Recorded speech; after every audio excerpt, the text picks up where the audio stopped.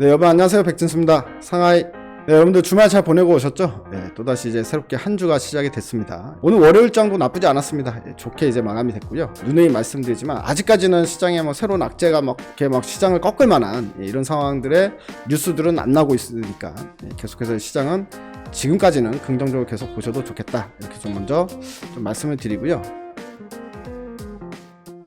시장 수급이 워낙에 빠르게 순환매가 돌고 있기 때문에 이제 그 타겟팅으로 하는 섹터들 있잖아요. 이것들을 상당히 좀 짧게 그때그때 좀 찾아서 대응을 해야 되는 시기니까 오늘은 이번 주에 좀 관심 있게 볼 만한 섹터 탑 3 이걸로 좀 준비를 해서 말씀을 드리도록 하겠습니다.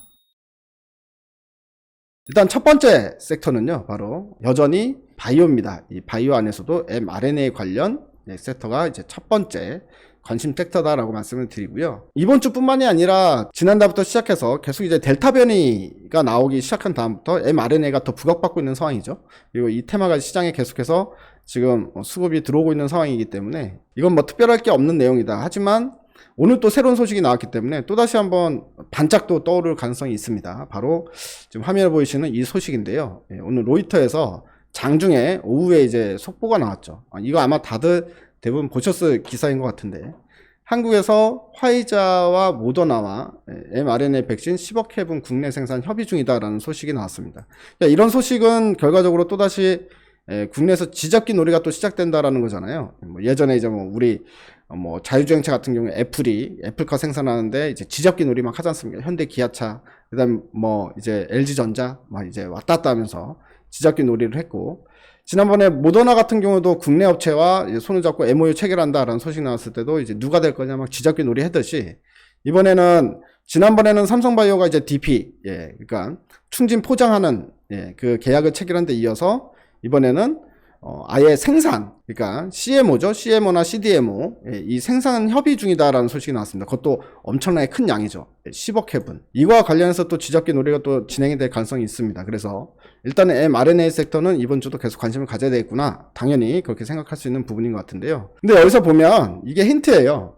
10억 회분? 10억 회분을 국내에서 만들 수 있는 회사는 이제 손에 꼽을 수 있을 정도로 축소가 됩니다. 범위가. 그래서 물론 이제 다른 회사가 나올 수도 있지만 일단은 이게 가능할 만한 정도 수준이다라고 하면 이게 10억 회분이 단번에 만들어서 납품을 해야 되는 물량인지 아니면 시기적으로 이렇게 단계적으로 늘려가면서 10억 회분 최종은 10억 회분은 납품을 하는 계약인지 이제 그런 것들은 좀 이제 자세하게 나와야 되겠지만 이제 내용을 보게 되면 이렇습니다. 정부 관계자를 인용해서 보도를 한 거예요. 로이터 통신에서. 그러니까 익명에 이런 게 이제 항상 보면은 루머일 경우가 상당히 많았단 말이죠. 어쨌든 구체적인 이야기가 나온 거 보면 이번에 이제 협의는 북미와 유럽에 비해서 아시아 지역의 빡빡한 백신 공급 상황이 한층 완화될 것이고 한국의 주요 백신 제조 중심지가 되는 데 있어서 진입할 수 있다고 로이터가 전했다. 매체가 로이터니까 약간 신뢰도는 올라갑니다만 어쨌든 이것도 뭔가 이제 이름 없는 익명의 어떤 정부 관계, 한국 정부의 관계자가 이제 이야기를 했다라는 부분이기 때문에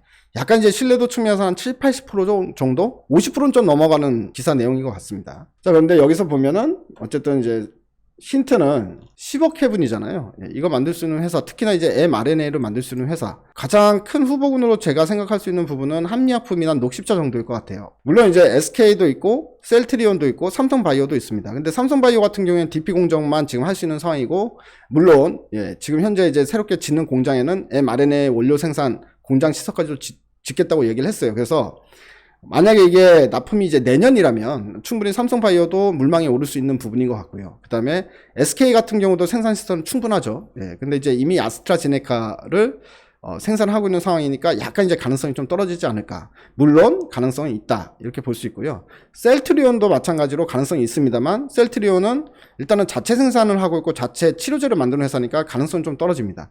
그래서 일단은 생산 능력으로만 보자면 이렇게 한 5가지 정도로 압축을 할 수 있을 것 같아요. 녹십자나 한미약품, 삼성바이오, SK, 그리고 셀트리온, 이렇게 이제 볼 수 있을 것 같은데 그 중에서 가장 가능성이 큰 거는 저는 한미약품이나 녹십자가 아닐까, 그 둘 중에 하나가 아닐까 싶은 생각이 좀 들고요. 물론 ST팜도 가능성이 있다라고 봅니다.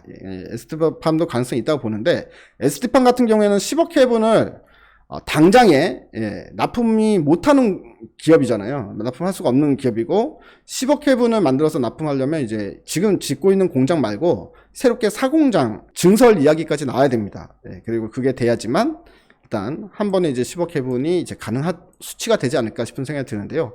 근데 어떻게든 쓰임새는 있을 거다 싶은 생각이 듭니다. 뭐 원료를 공급을 해준다거나 이런 건 충분히 가능하겠죠.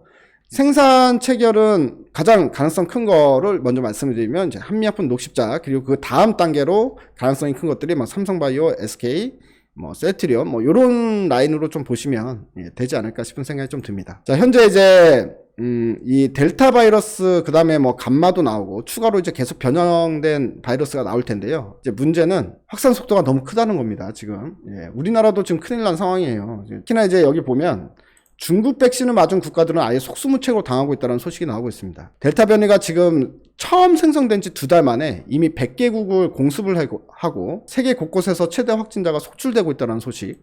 특히나 중국 백신은 아예 효과가 없다, 델타에. 뭐 이런 얘기까지 나오고 있는 상황이고요. 자, 우리나라 같은 경우도 지금 주말 어제 수치 나온 거 보니까 일요일인데도 불구하고 790명 가까이 나왔습니다. 790명대 나온 걸로 알고 있는데, 사실 우리는 주말 같은 경우에는 아무래도 이제 검사 수가 줄어들기 때문에 주말에는 숫자가 확 떨어지는데, 주말에도 불구하고 800명 가까이 나왔다는 얘기는 이제 만약에 오늘 이번 주 중에는 1000명이 넘어가는 확진자가 나타날 수도 있다 라는 생각이 좀 드니까 다들 좀 조심을 하셔야 될 것 같아요. 그래서 지금 또 휴가철이 또 다가오고 있지 않습니까? 여러분들 휴가철인데 뭐 휴가를 가지 말라고 할 수도 없고, 여러분들 뭐 휴가를 가시는 건 가시는 건데요. 일단 외출, 사람 많은 곳은 상당히 이제 짧게만 이제 노시고, 짧게 노는 대신에 기쁨은 2배, 행복은 10배 누리시는 이제 그런 휴가철을 좀 지내시길 바라고요. 건강 잘 챙기시기 바랍니다. 자, 그리고 또 관심 있게 봐야 될 섹터 두 번째가 바로 무더위인데요. 무더위. 자, 오늘 이런 기사가 나왔습니다. 지구 종말을 보는 것 같다. 미국 캐나다 48.6도 폭염에 800명이 사망했다라는 소식이 나왔습니다. 야, 더위에 한두 명이 아니라 800명이 사망했다라는 정도면 얼마나 심각한지 이제 눈에 보이죠. 그래서 보게 되면 큰일 났습니다. 지금 캐나다인데요. 캐나다뿐만 이렇게 되는 게 아니라 이제 이 무더위가 이제 확산이 되겠죠. 상당히 좀 심각하다라고 보여지는데, 이게 이제 물에 누워 있는 사람인데 엄청나게 시커매진 거 보세요. 하지만 좀 많이 탄 것 같습니다. 그리고 이제 빼짝 말랐죠. 이제 살이 다 타가지고. 자, 여기 보게 되면 캐나다 북서부에 덮친 폭염 해가지고요. 6월 24일 날 31.9도였어요. 25일 날 39.2도, 26일 날 43.8도. 40도가 이제 26일 날 시작이 됩니다. 그것도 6월 달에. 27일 날은 45.2도, 그리고 28일 다음 날 46.3도, 29일 날 48.6도까지 올라간 거예요. 이게 매일매일 온도가 떨어지지 않고 계속 올라가기만 하는데, 중요한 건 이제 7월, 8월일 때는 원래 이제 폭염이지 않습니까? 그러면 이거 뭐 50도, 60도까지도 간다는 이야기야? 이런 뭐 우리가 가정까지도 가능할 정도의 그럼 무더위다 싶은 생각이 듭니다. 그래서 이번 주에는 이런 무더위가 많이 더워지고 있는 상황이죠. 그래서 시장에 테마성으로 한번 번질 수 있는 가능성이 있을 것 같아요. 무더위 관련주들을 좀 보시면 좋을 것 같은데, 무더위 관련주가 뭐가 있나요? 라고 저한테 여쭤보시면 저는 이제 큰 것만 좀 기억이 납니다. 생각이 좀 나는데, 어른들 같은 경우에는 막 더우면 땀 뻘뻘 나면 이제 또 저녁에 맥주 한 잔 이거 있지 않습니까? 하이트 젤로.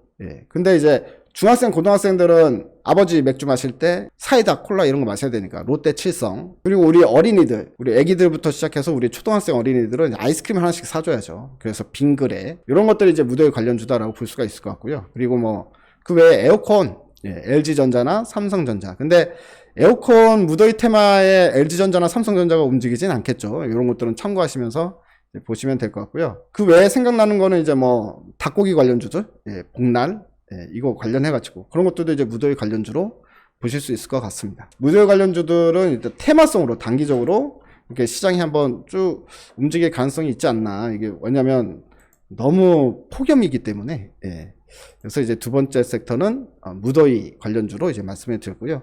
나머지 세 번째 섹터, 이번 주에 관심 가질 만한 세 번째 섹터는 바로 항공우주 섹터입니다. 항공우주 섹터 보게 되면요. 당정에 오는 9일날, 그러니까 이제 이번 주 수요일날, 이번 주 금요일날 일정이 있는 거죠. 이번 주 금요일날 우주산업 TF 회의 첫 개최한다. 그래서 우주산업에 관련돼서 예산 확대를 논의한다고 합니다. 그러니까 한마디로 우주산업 항공 분야에 돈을 투자하겠다는 거죠. 이제 돈을 뿌린다, 지원금이 나간다라는 소식이니까요. 이런 거와 관련해가지고 항공우주 섹터 또 최근에 이제 조정 이쁘게 다 받아놓은 상태거든요. 그래서 항공우주 섹터가 강세를 보일 수 있는 또 테마가 이제 한번 불 수 있는 가능성이 있지 않을까 이번 주에 이렇게 또 생각을 해봤습니다. 이 외에도 뭐 여러 가지 이제 기사들도 있고 뉴스들도 있는데요. 일단은 이런 식으로 이번 주 초에 어떤 뉴스들이 나왔는지 뉴스 플로우를 보고 그 주에 대충 이런 쪽으로 우리가 좀 공략을 해야 되겠구나. 이렇게 생각하면서 좀 투자를 하는 게 좋을 것 같은 게 최근에 이제 수급이 너무 빨리 옮겨 다니고 있기 때문에 그래서 뉴스 플로우를 보면서 매매를 좀 하시는 게 좀 더 도움이 되지 않을까라는 생각에 이렇게 좀 말씀을 드려봤습니다. 뭐 그 외에 플러스로 개별 종목 소식도 나온 것도 있는데요. 그것도 한번 보면 이런 것도 있었습니다. KF-21 이후를 준비한다. 유무인 복합 레이저 등 장착한다. KF-21이 한국항공우주라는 기업에서 만든 국산 토종 대한민국 4.5세대 전투기잖아요. 근데 이제 중요한 거는 이거 출시를 하는 걸로 끝나는 게 아니라 이거 출시하자마자 4.5세대가 아니라 이제 6세대 전투기 개발에 나선다. 이런 소식입니다. 우리 군이, 대한민국 군이. 그러면 6세대 전투기도 결국에는 한국항공우주가 담당을 해서 만들게 될 거다라고 볼 수가 있는 부분이고요. 그리고 아까 이제 앞에서 보셨다시피 항공우주 섹터도 커지고 있고, 그리고 전투기 쪽도 이야기가 나오고 있으니 한국항공우주. 지난번에 또 오히려 악재가 나와서 저가 매수의 기회가 생겼다고 제가 말씀을 드렸었죠. 언급을 좀 드렸었는데, 그 때문에 이제 가격 메리트도 있기 때문에 여러 가지 이제 호재성 내용을 다 담을 수 있는 그런 상황 아닌가 싶은 생각이 들고요. 삼성전기 이야기도 나왔습니다. 삼성전기 미국 T사에 자율주행 카메라 모듈 공급한다라는 소식인데요. 미국 T사 하면은 테슬라라는 얘기하는 거잖아요. 굳이 여기서 이니셜을 쓸 필요가 있나? 그러면서 기사에 보면 테슬라 사진을 떡하니 올려놨어요.